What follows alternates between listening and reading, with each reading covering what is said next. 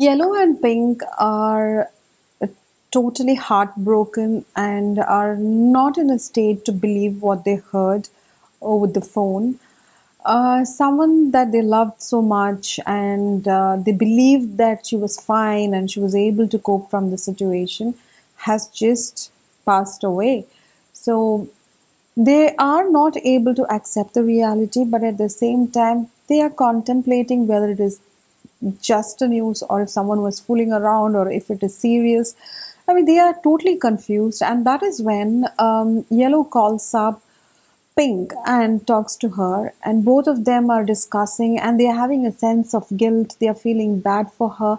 They try to analyze the situation, what happened the previous day, and they are like, okay, she was not ready to say who's that person, and we didn't even force her because we thought we will talk later on.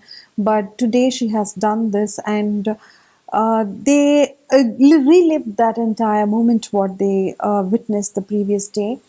And whatever said and done, they had to rush to a house because they are pretty close to the family, and they are also very close to each other, though a little hesitant, and they really didn't want to see a lively, energetic girl, a friend of theirs, living motionless at this point of time.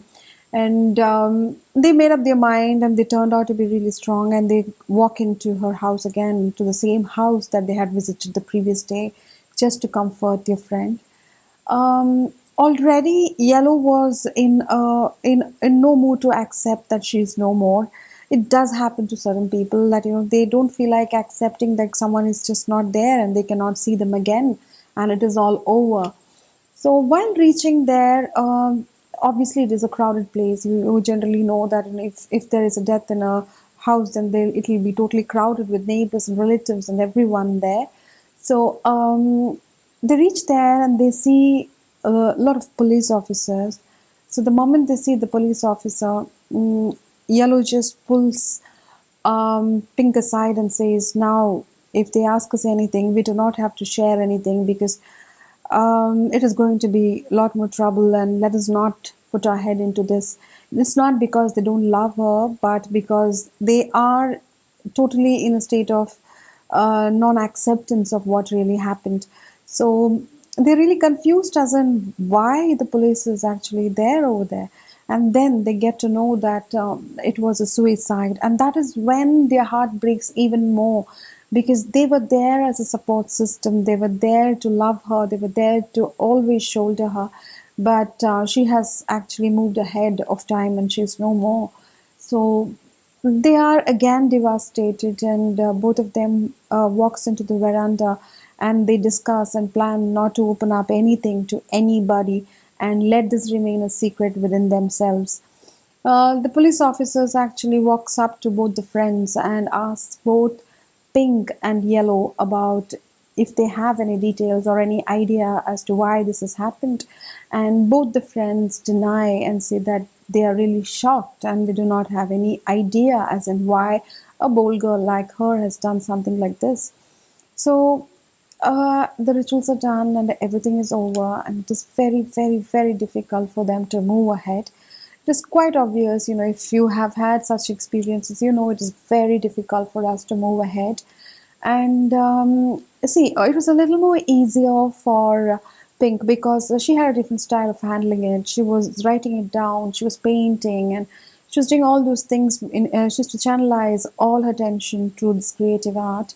But it was slightly different for Yellow. Her behavior had changed to a great level. She used to get angry very easily. She was not able to perform really well, and there were few negative comments coming from her clients. But somehow she was managing and she was taking up projects and she was going ahead. And one day she had a very important client to be dealt with, and her husband also was equally busy. So as usual, she dropped her kids to the neighbor's house, and she goes off to work. And after finishing the work, she comes back and picks her children and takes them to the terrace. That's how she used to spend her evenings. She had to divert her mind. So she used to spend a lot of time with her children playing and discussing on the terrace, getting some fresh air, trying to just move on and get engaged in some way or the other. So that is when one of the kids says that, the uncle, as in the kids call them as calls him as an uncle, and says the uncle in the neighbor's house is really really tensed and he's not fine. He has been shouting at people. He seemed to be disturbed, and he really wanted to know the reason why he was disturbed and sad. And that is when Yellow actually schools her children and says that, we should never bother about what's happening in others' house or what is bothering them, because it is their personal life, it is their private life, and that is not the way to deal with this. That is the right age to teach children, like, not to intrude into others' privacy, not to talk about others. So she was educating them and she continued to talk. And that is when, from the terrace, she saw that there was a huge crowd in her neighbor's house, and there were police officers walking into it. And she was just wondering, like, what actually happened, because she had already started hating crowd and the police coming and all that, because it just to remind her of what happened long back with her friend. I mean, few days back with her friend. So she decides to walk down and run across to the neighbor's house just to check what exactly went wrong. That is when the police officer sees her and walks up to her and asks her, "Didn't you know about this? Are you staying here? I mean, didn't you have an idea about what was happening with your friend and the man here? This is the man who raped your friend, and he's the reason for her death." And he also questions her, "Why is that you did not know about this? Had you known about this and had you told me about it, we would have been able to save her." As in, if the case was filed or it was complained, then we could actually save a life, is what he said. So this disturbs her to a very great extent, and she started living in more guilt, and she was not able to perform in her career, and she started having problems at home and in profession. So she started, totally being a completely different person from what she used to be. So what she's done is she's written this entire thing to us, and she's asked us, as in, what exactly has made her life change so drastically, because there are so many people who lose their loved ones. Some of them lose their parents, some of them lose their friends, some of them their siblings, their baby, and still they are able to move on and live a normal peaceful life. So she really wanted to know what exactly was making her be so disturbed. See, for example, even her friend Pink was able to move on and live a normal life and be able to deal with situations like this. So what she wanted to know was what exactly went wrong with her.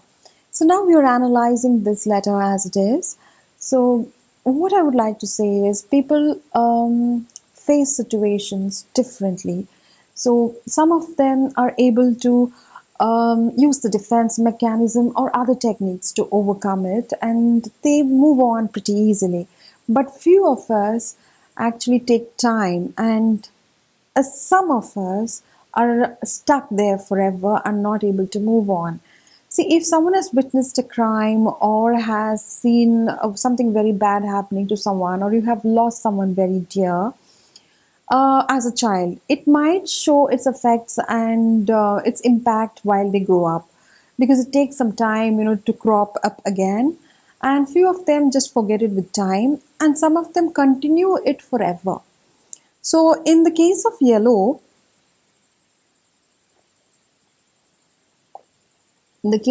what has happened is that if I tell you in psychological terms, it is a post-trauma stress disorder, is what we can say. We cannot. We have actually done everything. We have done our series of tests to understand what exactly is wrong. So that is why I'm telling you what exactly we diagnosed. It's actually some of us are able to cope with trauma. Some of us are not able to cope with trauma. So she is a person who had a very big impact of this thing which happened in her life. So, as this is PSTD, post traumatic stress disorder, PTSD. So, this is exactly what has happened to her. So, they have symptoms of anxiety, they have issues with decision making, they are not able to trust people, they are actually always in self doubt, and sometimes they do not even need a trigger to have an emotional imbalance.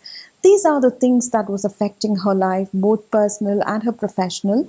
So what I wanted to say from this letter, what we are trying to say is, if we take it in the general terms, when something happens to people, for example, if they are harassed or if they are being raped or if something is being negative that happens, few of them can open up and talk that very moment. Some of them take a lot of time to, overcome that and then come and talk out. So people have different issues in looking into trauma and dealing with it. So particularly with yellow, what was happening is that the emotions are piled up. They generally become very regressive. They do not want to express the emotions as it is, and this was affecting her to a great deal. So because of this particular issue, she was unable to manage both her professional and her private life. So, what I'm trying to say is, if you have encountered something similar and you really don't know why you have turned out to be like this after a certain event that has happened, this is the connection between it. So, if you have faced a trauma, maybe as a child or maybe after you have grown up, the symptoms can corrupt later on in life if you have experienced this as a child, or even if it has happened as an adult, it can happen immediately. And some of us are really blessed in moving on without having any issues. Some of them use defense mechanism to overcome it. So in this case, she was seriously affected by this, and a series of therapies actually helped her. And if at all you are looking for the kind of treatment that we provide for people who have this particular disorder or this particular issue, we can have a separate video on that. You can always comment in the comment section. And if you want your stories to be shared with us, then please do send an email. And if you want to have more such discussions, or you have something to share or something that you want me to discuss or dissect from the story, please feel free to write it in the comment section. As I told you all earlier, if you want your story to be featured on this, then please do write to us on the email address provided below. So I hope you liked this session. If you have, then please do not forget to like, share, and subscribe to our channel. So thank you so much for watching, and thank you so much for all your support. You have a great day.